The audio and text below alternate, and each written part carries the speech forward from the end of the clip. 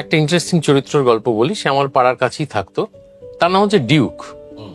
তাকে মোটামুটি আমাদের ওই অঞ্চলে সকলেই চেনে।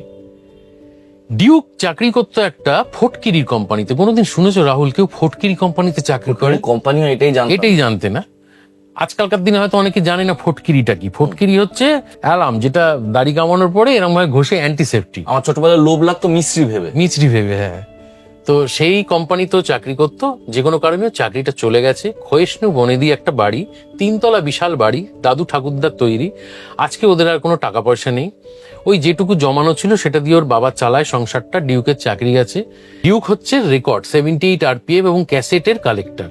ও যতটুকু যা রোজগার করেছে চাকরি করে, ও শুধু ক্যাসেট আর রেকর্ড কিনে খরচা করেছে। এবং ও ছিল এনসাইক্লোপিডিয়া। ওকে যদি জিজ্ঞেস করতে যে ও সজনা বরখা বাহার আয়, এই গানটা সলিল চৌধুরীর সুরে কোন ছবির, কত সালে, কে লিরিসিস্ট, সঙ্গে সঙ্গে বলে দেবে।